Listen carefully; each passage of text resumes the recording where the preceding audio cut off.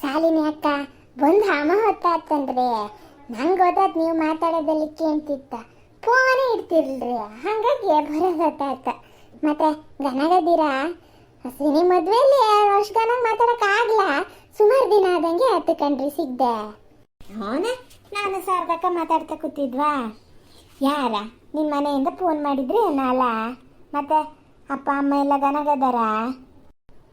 ಅಪ್ಪ ಅಮ್ಮ ಆರಾಮದಾರ. ನಿನ್ನೆ ಫೋನ್ ಮಾಡಿದ್ದೆ, ಈಗ ಫೋನ್ ಮಾಡಿದ್ದ. ನನ್ನ ಮನೆಯಿಂದ ಅಲ್ಲ ಕಣ್ರಿ ಶಾಲಿನಿ ಅಕ್ಕ, ಇವರ ಆದೇಶ ನಮ್ಮ ಫೋನ್ ಮಾಡಿದ್ರಾ?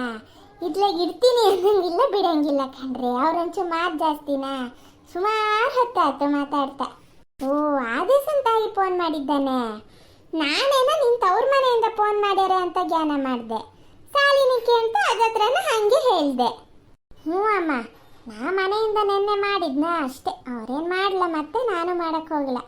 ಈಗ ಆದೇಶನ ತಾಯಿ ಫೋನ್ ಮಾಡಿದ್ದು.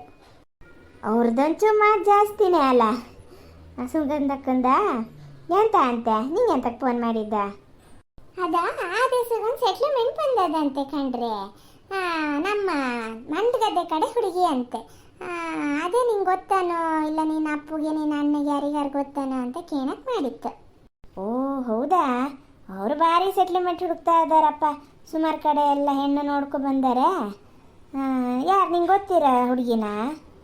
ಇಲ್ಲ ನಂಗೆ ಗೊತ್ತಿಲ್ಲ, ಅವ್ರದ್ದಲ್ಲೇನೋ ಒಳಗಡೆ ಊರಲ್ಲಿ ಬರೋದಂತಪ್ಪ, ನಂಗೆ ಅಷ್ಟು ಸಮ ಗೊತ್ತಿಲ್ಲ.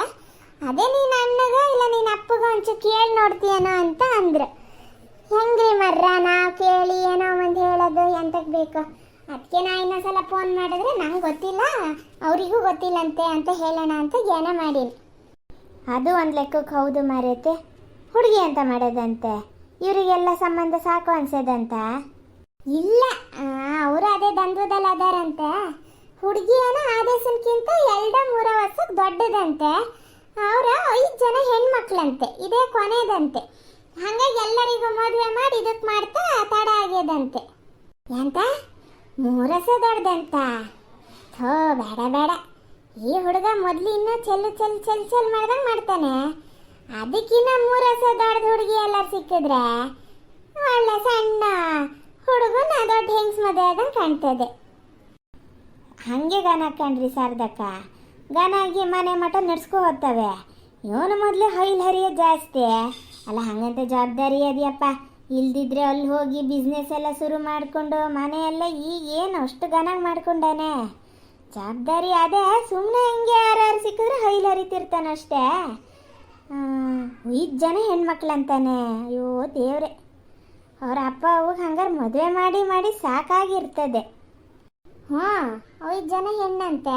ಅದ ಎಲ್ಲ ಭಾರಿ ಗಿನಾಗೆಲ್ಲ ಓದ್ಸಾರಂತೆ, ಎಲ್ಲ ಡಬಲ್ ಡಿಗ್ರಿ ಅಂತೆ. ಕೆಲವೊಂದೊಂದು ಇಂಜಿನಿಯರು, ಡಾಕ್ಟ್ರು, ಆಮೇಲೆ ಯಾವುದೋ ಒಂದು ಮಗು ಅಂತ ಲಾಯರು, ಹಿಂಗೆ ಅಂತೆ. ಎಲ್ಲ ದೊಡ್ಡ ದೊಡ್ಡ ನೌಕರಿಲೇ ಇರೋದಂತೆ. ಆಮೇಲೆ ಉಳಿದಿಕ್ಳು ಅಷ್ಟೇ ಅಂತಪ್ಪ, ಎಲ್ಲ ಗನ್ಗನಾಗೆ ಮಾಡ್ಯಾರಂತೆ. ಅದ ಈ ಹುಡುಗಿ ಇಲ್ಲ ತಾಲೂಕು ಆಫೀಸಲ್ಲಿ ತೀರ್ಥಹಳ್ಳಿ ಕೆಲಸ ಅಂತೆ ಕಣ್ರಿ. ಓ ಗೌರ್ಮೆಂಟ್ ನೌಕರಿ ಅಲ್ಲ, ನಮ್ಮ ಊರಲ್ಲಿ ಅದೃಷ್ಟ ಅಲ್ಲನ್ರಿ ಶಾರದಕ್ಕ. 2 ಗೌರ್ಮೆಂಟ್ ನೌಕರಿ ಇರೋ ಒಳಿಯರು ಬಂದ್ರು, ಈಗ ಒಂದು ಗೌರ್ಮೆಂಟ್ ನೌಕರಿ ಸಸನೂ ಬತ್ತಾ ಇದೆ. ಹೌದೇ ಸೈ ಮಾರೈತಿ?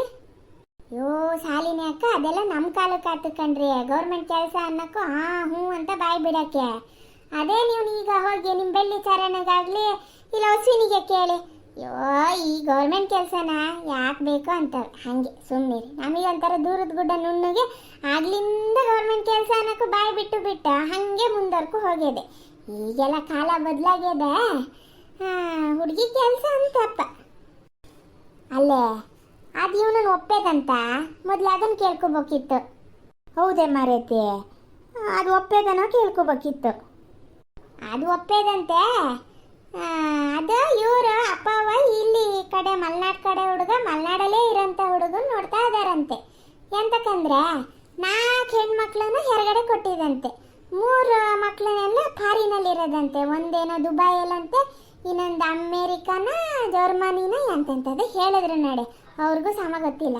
3 ಹೆಣ್ಮಕ್ಳು ಒಟ್ಟಿನಲ್ಲಿ ಹೊರಗಡೆ ಇರೋದಂತೆ, ಹೊರ ದೇಶದಲ್ಲಿ. ಇನ್ನೊಂದು ಹುಡುಗಿ ಈಗ 4ನೇ ಹುಡುಗಿ ಡೆಲ್ಲಿಲೆಲ್ಲ ಇರೋದಂತೆ, ಒಳ್ಳೆಲ್ಲ ಅಂತ ಕೆಲಸ ಅಂತೆ. ಹಾಗಾಗಿ ಇವರು ಇಲ್ಲ ಅಪ್ಪ ಅವ್ವ ಈ ಕಡೆ ಈ ಕೊನೆ ಮಗಳನ್ನಾರು ಇಲ್ಲಿ ಹತ್ರ ಕೊಡ್ಕೊಳ್ಳೋಣ ಅಂತ ನೋಡ್ತಾ ಇದ್ದಾರಂತೆ. ಹಾಗಾಗಿ ಈ ಸಂಬಂಧ ಅವರು ನೋಡಿದ್ದು. ಇಲ್ಲ ಅಂದ್ರೆ ಅದಕ್ಕೂ ಎಲ್ಲ ಬಾರಿ ಬಂದ್ವಂತೆ. ಇವರೇ ಮತ್ತೆ ಕೈ ಕಲ್ಸೋದ್ ಕಾಲಕ್ಕೆ ಯಾರು ಒಟ್ಲಾಗ ಹತ್ರಕ್ಕಾರು ಇದ್ರೆ ಆಗ್ತದೆ ಅನ್ನೋ ಜ್ಞಾನ ಮಾಡ್ತಾ ಇದಾರಂತೆ.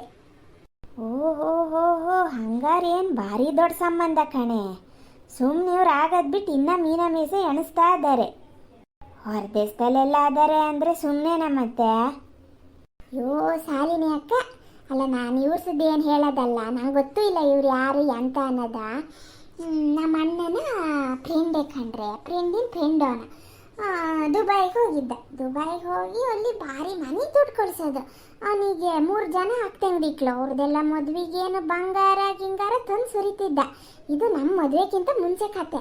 ನಾನು ನಮ್ಮ ಅಣ್ಣ ಎಲ್ಲ ಮಾತಾಡ್ಕೊಳೋದು. ನಾನು ಸುಮ್ಮನೆ ನಮ್ಮ ಅಣ್ಣಗೆ ಹೇಳೋದು, ಅಣ್ಣ ನೀನು ಅಟ್ಲಾಗ ಹೋಗ ದುಬೈಗೆ ಅಂತ. ಆಮೇಲೆ ಒಂದ್ಸಲ ಅಂತೆ ನಮ್ಮ ಅಣ್ಣ ನೀನೊಬ್ಬ ಫ್ರೆಂಡು, ಅವನು ಎಂಥದ್ದು ಕಂಪ್ನಿಲಿ ಕೆಲಸ ಆತಂತೆ, ಹೋದ್ನಂತೆ. ಹೋಗಿ ಒಂದು ವಾರಕ್ಕೂ 15 ದಿನಕ್ಕೂ ಅವರ ಆಫೀಸಲ್ಲಿ ಟೀಮ್ ಇರ್ತದೆ, ಅವರೆಲ್ಲ ಸೇರ್ಕೊಂಡು ಊಟಕ್ಕಂತೆ ಅದು ಹೋಟ್ಲಿಗೆ ಹೋದ್ರಂತೆ. ಹೋಗೋರು ಪೆಟ್ರೋಲ್ ಹಾಕ್ಸೋಣ ಅಂತ ಪೆಟ್ರೋಲ್ ಬಂಕಿಗೆ ಹೋಗ್ತಾರಂತೆ. ಇವನಲ್ಲಿ ಪೆಟ್ರೋಲ್ ಹಾಕ್ತಾ ಇದ್ದಾನಂತೆ. ಇವನು ಏನು ಹೇಳಂತೆ, ನೋಡ್ಕೊ ಸುಮ್ಮನಿಗೆ ಬಂದಂತೆ. ಆಮೇಲೆ ಹಿಂಗೆ ಊರಿಗೆ ಒಂದು ವರ್ಷಕ್ಕೊಂದ್ಸಲ, ಈಗ ನಮ್ಮ ಅಣ್ಣರ ಹತ್ರ ಬೇರೆ ಫ್ರೆಂಡ್ಸ್ ಹತ್ರ ಎಲ್ಲ ಹೇಳಿದ್ದ, ಅವನ ಹತ್ರ ಏನು ಹೇಳಿರಲ್ಲ. ಹಿಂಗೆ ವರ್ಷಕ್ಕೆ 1 ವರ್ಷಕ್ಕೆ 2 ವರ್ಷಕ್ಕೆ ಬರ್ತಿದ್ನ. ಬಂದಾಗ ಹಿಂಗೆ ಎಲ್ಲ ಹುಡುಗರು ಸೇರಿದಾಗ ಕೇಳಿದ್ನಂತೆ, ಎಂತ ಮಾಡೋದ ನೀನು ದುಬೈಯಲ್ಲಿ ಅಂತ. ನಾನೊಂದು ದೊಡ್ಡ ಕಂಪ್ನಿಲಿ ಕೆಲಸ, ನಾನೇ ಮ್ಯಾನೇಜರು, ನನ್ನ ಬಿಟ್ಟರೆ ಇಲ್ಲ ಅಂತ ಅನ್ನಂತೆ. ಆಮೇಲೆ ಇವನು ಹೇಳಿದ್ನಂತೆ, ಅಲ್ಲ ನೀನು ಮಾಡೋ ಕೆಲಸ ಯಾವ್ದಾರಾಗಿರಲಿ, ಕೆಲಸನೇ, ಅದು ನೀ ಹೆಮ್ಮೆಯಿಂದ ಹೇಳ್ಕೊಬೇಕಾ, ನೀ ಅಲ್ಲಿ ಏನು ಮಾಡ್ತಾ ಇದೀಯ ಅನ್ನೋದು ನಾ ಕಣ್ಣಾರೆ ನೋಡಿದೆ ಅಂತ ಹೇಳಿದ್ನಂತೆ. ಅಲ್ಲ ನಾ ಹೇಳಿದ್ದ, ನಾವು ಹೊರದೇಶದಲ್ಲಿ ಅದಾರೆ ಅನ್ನೋಕೆ, ಅಯ್ಯೋ ಇವರೇನೋ ದೊಡ್ಡದ್ರಲ್ಲೇ ಅದಾರೆ ಅಂತ ನಾವು ಜ್ಞಾನ ಮಾಡೋದು ಕಣ್ರಿ. ಅಲ್ಲಿನವ್ರಿಗೆ ಅಲ್ಲಿಂದ ಗೊತ್ತಿರ್ತದೆ. ಅದು ಹೌದು ಕಣೆ ಭವ್ಯ, ನೀ ಹೇಳಕ್ಕೆ ನಮ್ಮ ಚರಣ ಅವನು ಭಾರಿ ಫ್ರೆಂಡ್ಸು. ಚರಣ ಬೆಂಗಳೂರಿಗೆ ಹೋದಾಗಿಂದನೂ ಭಾರಿ ಫ್ರೆಂಡ್. ಅವನು ಕಂಪ್ನಿಲೇ ಕೆಲಸ ಮಾಡ್ತಿದ್ದ, ಕಂಪ್ನಿಯಿಂದನೇ ಹೊರ ದೇಶಕ್ಕೂ ಹೋದ. ಆಮೇಲೆ ಹೊರ ದೇಶಕ್ಕೆ ಹೋಗಿ 1 ವರ್ಷಕ್ಕೆ ಇದ್ನೇನು, ಆಮೇಲೆ ಆಗಲೇ ಇಲ್ಲಪ್ಪ ಅವನಿಗೆ.